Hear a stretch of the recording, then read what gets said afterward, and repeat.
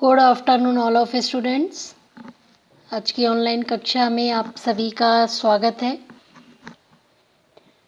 आज हमारा जो विषय है वो है फर्स्ट यूनिट का ही अध्याय 5 है, जिसके अंतर्गत हम पिट्रिन सोरोकिन का जो सिद्धांत दिया है, सांस्कृतिक परिवर्तन का सिद्धांत, उसके टॉपिक पर आने के पहले हम आज पिट्रिन सोरोकिन के जीवन चित्रण के बारे में पढ़ेंगे और उसकी जो कृतियां हैं, उन्होंने जो महत्वपूर्ण ग्रंथ हैं, उसकी विषय में आज हम यहाँ पर चर्चा करेंगे।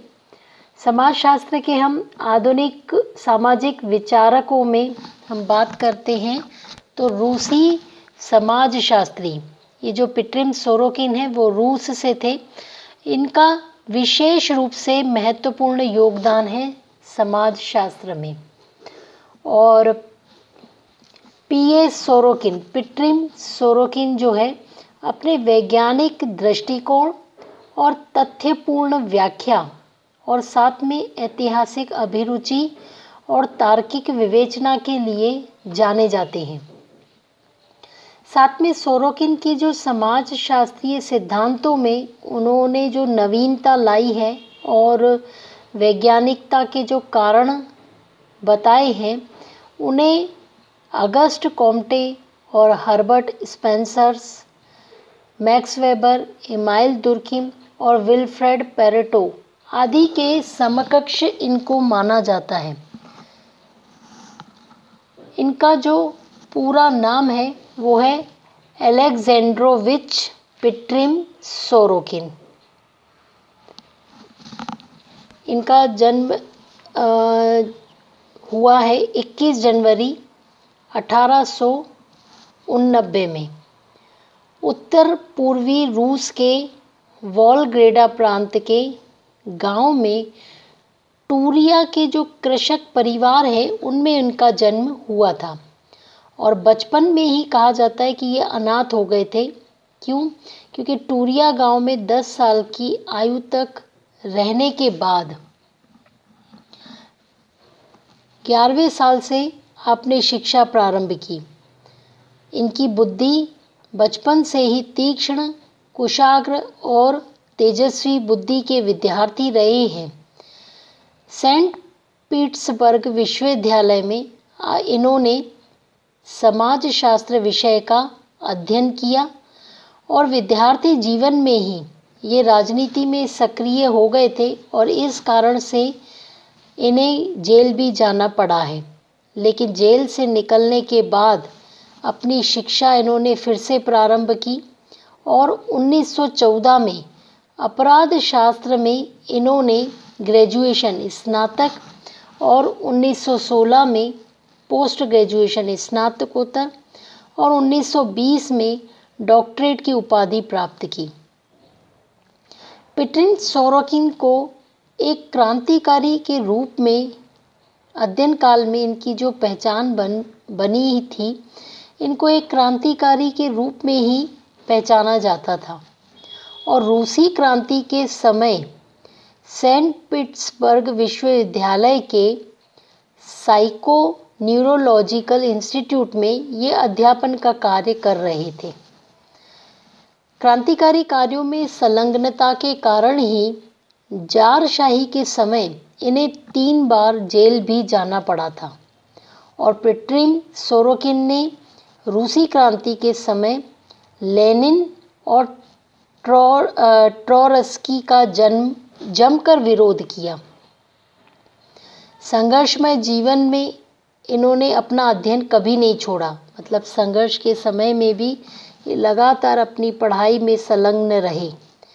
पिट्रिन सोरोकिन की योग्यता और क्षमता का आकलन करते हुए उन्होंने 1917 में रूसी प्रधानमंत्री अलेक्जेंडर करंस्की ने उनको अपना निजी सचिव और सरकारी पत्र वेल ऑफ द पीपल का मुख्य संपादक नियुक्त किया था। प्रधानमंत्री करंस्की को जब विको ने पदच्युत यानी उनको पद से हटा दिया था।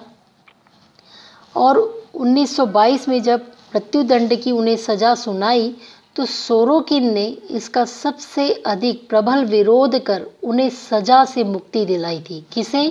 प्रधानमंत्री करंस्की को।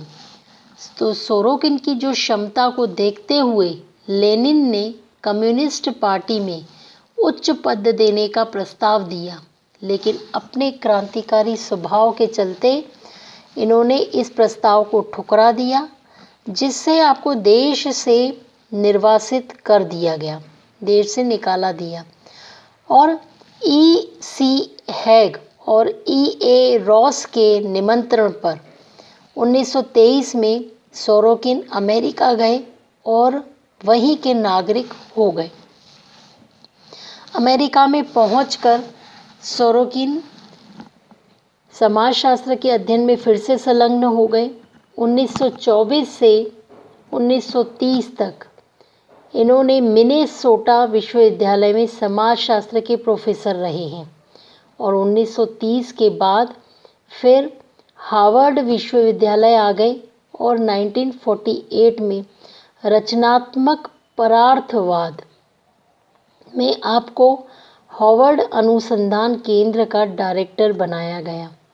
इस केंद्र का बनाने का जो मूल उद्देश्य था वो मानव को कम से कम स्वार्थी और अधिक से अधिक परमार्थी व रचनात्मक बनाना था।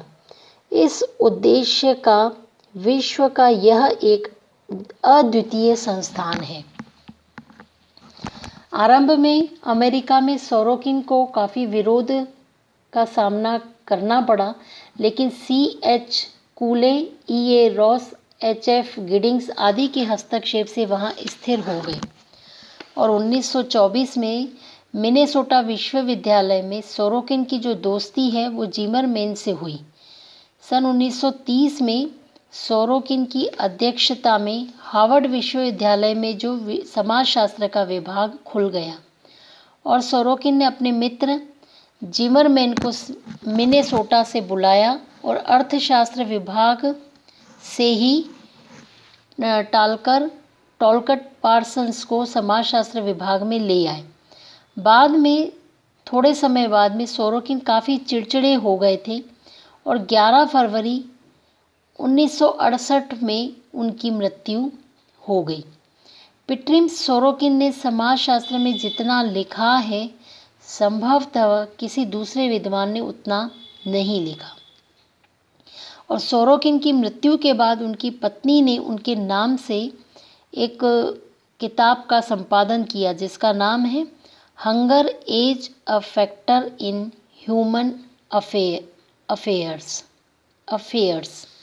ठीक है, तो ये जो पूरा चित्रण है, जीवन चित्रण सोरोकिन का रहा और जो पिट्रिम सोरोकिन की जो महत्वपूर्ण कृतियाँ जो उन्होंने उनके द्वारा संपादित ग्रंथ हैं, उनकी कम से कम 23 से अधिक ग्रंथ हैं, लेकिन कुछ मैंने यहाँ पे नाम बता रही हूँ। जैसे सबसे पहले जो उनकी प्रकाशित पुस्तक थी वो थी अपराध और दंड, जो 1913 में हुई। दूसरी थी एलिमेंट्स ऑफ सोशियोलॉजी, जो 1919 में हुई। तीसरी सिस्टम ऑफ सोशियोलॉजी 1920 और 21, ये 2 खंडों में प्रकाशित हुई। चौथी लिट्स फ्रॉम अ रसियन डायरी 1921 में और पांचवी है द सोशियोलॉजी ऑफ रिवॉल्यूशन 1925 में। इस प्रकार ऐसी कम से कम 23 उनकी ग्रंथ उनके द्वारा लिखे गए हैं।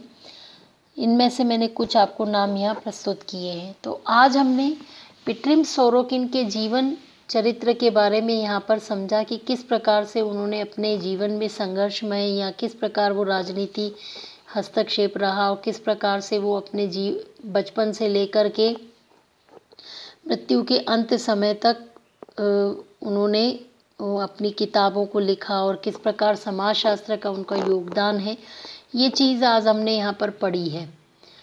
कल हम उनके जो सिद्धांत है सामाजिक ये सांस्कृतिक परिवर्तन का जो सिद्धांत है उसके विषय में पढ़ेंगे। आज की कक्षा में इतना ही। धन्यवाद।